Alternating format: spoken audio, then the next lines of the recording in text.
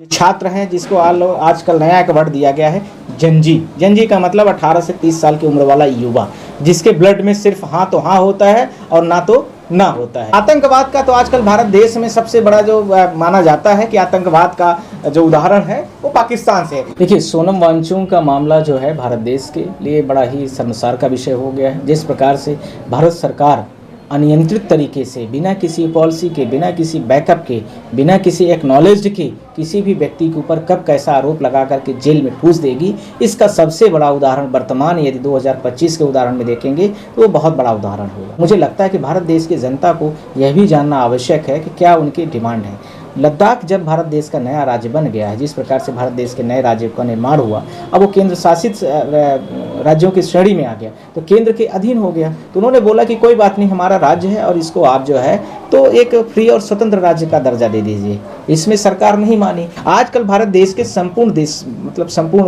देश में जो भारत देश की सीमा रेखा है 3235 किलोमीटर, आपने देखा होगा नॉर्थ से साउथ, और इसके साथ में 2700 कुछ किलोमीटर जो ईस्ट टू वेस्ट है, सब जगह बेरोजगारी सबसे अहम मुद्दा है। पिछले 14 सालों में भारत देश के जो बेरोजगारी का मुद्दा है वो अपने चरम सीमा पर बढ़ता ही जा रहा है दिनों दिन, और सरकार प्राइवेटाइजेशन लाने में बिल्कुल तुली हुई है। शिक्षा व्यवस्था बिल्कुल पूरी तरीके से चरमरा गई है और शिक्षक जो हैं वो पूरी तरीके से रोड पर आ चुके हैं। उनको डंडा खाने की नौबत हो चुकी है। और टीचर के साथ में यह भी देखेंगे कि टीचर अपने बच्चों के साथ, छात्रों के साथ में भी आंदोलन कर रहे हैं बहुत जगह। तो ऐसे भी उदाहरण है। यही उदाहरण का मिलता जुलता मैंने उदाहरण जो आपको बताया वो लद्दाख में भी है। वहां पर भी शिक्षकों की कमी है, वहां पर युवा बेरोजगार हैं। सरकार रोजगार के नाम पर रोजगार तो निकालती है 2 लाख या 5 लाख या 1000 या 2000, पर जब उनका नोटिफिकेशन होकर के एग्जाम हो जाएगा तो वो एग्जाम के बाद में जब वो टोटल का जो जॉब बचा रहेगा, मान लीजिए 150 पोस्ट बची। मैं उदाहरण समझाना चाह रहा हूँ कि बेरोजगारों को, युवाओं को रोजगार दिया जाए, ये दूसरा पॉइंट था।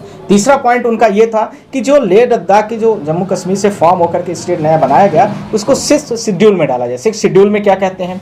6th शेड्यूल ये कहती है कि कोई भी राज्य को जो स्पेशल राज्य का दर्जा दिया जाता है तो सेंट्रल गवर्नमेंट के पास से उनको फंडिंग की काफ़ी सारी व्यवस्थाएं मिल जाती हैं, और जब बजट पेश होता है तो उस राज्य को विशेष तरीके से, उसको प्रोविजनली तरीके से बहुत सारी चीज़ों को इकट्ठा उसमें थोड़ा बढ़ा दिया जाता है।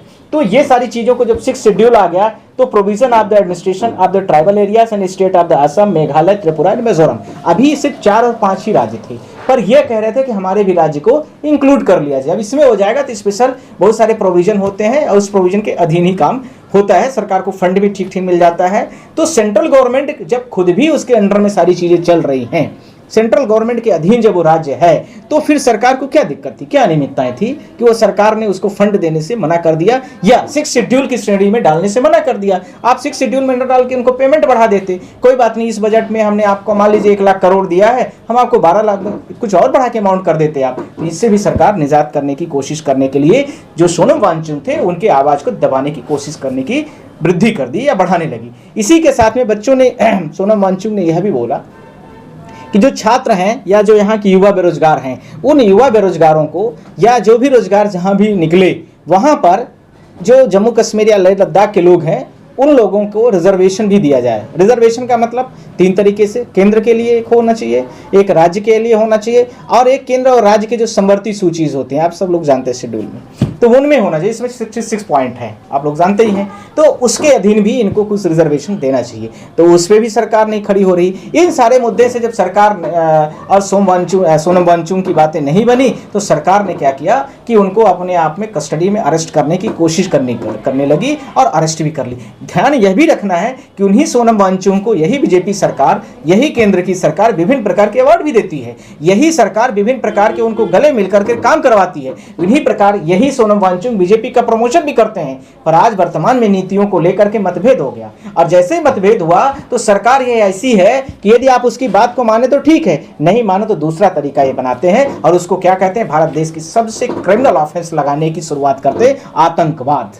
उसके ऊपर आतंकवाद लगा देंगे, उसके ऊपर विभिन्न प्रकार की धाराएं, यदि मान लीजिए थोड़ा और रिलाई किया तो ईडी लगा देंगे, सीबीआई लगा देंगे, इनकम टैक्स लगा देंगे। तो इसी बढ़ते हुए क्रम में एनएसए लगा दिया गया, और संबंध क्या दिखा दिया गया कि इनका आतंकवाद से संबंध है। दूसरा संबंध क्या दिखा, इन्होंने फंडिंग लिया है। तीसरा क्या, टेरर फंडिंग लिया है। फंडिंग तो कई प्रकार से, हम भी दे सकते हैं किसी को पैसा, आप भी दे सकते हो, फलाने भी दे सकते हैं।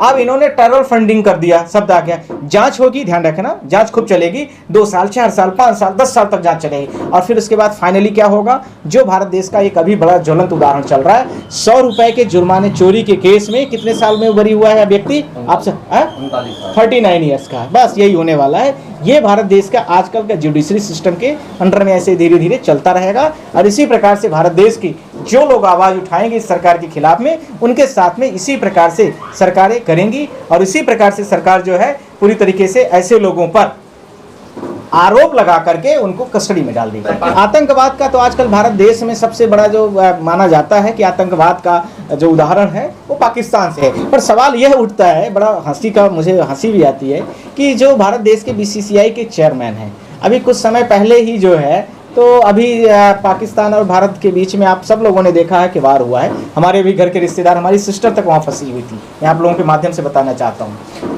तो अब प्रधानमंत्री जी होते तो रोने लगते अब तक में, पर हम लोग सामान्य व्यक्ति, हम लोग ज़्यादा बात नहीं करते हैं। और प्रॉम्प्टर होता तो बंद हो जाता, वो सारी चीज़ें हो जाती। तो वहाँ पर इश्यूज़ ये आया कि जब पैसा आया, करेंसी की जो बात होती है, मैच हो रहा है दुबई में, पैसा इंडिया का भी लोगों का लग रहा है, पाकिस्तान का भी लोगों का लग रहा है। जो पैसा पाकिस्तान वाला आ रहा है, जो भारत देश की इकोनॉमी का जा रहा है, लोग मैच देखने जा रहे हैं या सट्टा बाजार लगाते हैं, आप लोग देखते होंगे विभिन्न प्रकार के जो ऐप आते हैं, वो पैसा कैसा है? वो आतंकवाद से जुड़ा हुआ नहीं है? बड़ा इंपॉर्टेंट क्वेश्चन है मेरा, ये सरकार से इंपॉर्टेंट है। दूसरा, आप कहीं ये कहते हैं कि पहले होता था कि हम पाकिस्तान लाल लाल आंखें दिखाएंगे, लाल लाल आंखें दिखाई, आप 2 महीने भी नहीं कुछ कर पाए और 2 महीने में आप मैच देखने चल दिए, मैच खिलाने चल दी, जबकि पूरे भारत देश की जनता ने इसका विरोध किया था। जो लोग भारत देश के इस युद्ध में मरे, उनकी लाशों का इतना बड़े लेवल पर खिलवाड़ किया गया कि उनके पूरे साल भर नहीं बीते। बरखी होती है हमारे हिंदुस्तान में, हम लोग सब धर्म से बिलोंग करते हैं, ब्राह्मणी समाज से, तो आप जानते हैं कि 13 दिन में 13वीं होती है, 10 दिन में 10वां दिन होता है, और इसके बाद में 1 साल में 6 महीने में अर्धवार्षिक होती है, और साल भर में बरखी होती है। बरखी का मतलब 1 ईयर वो उसका जो है हैज बीन एक्सपायर हो गया।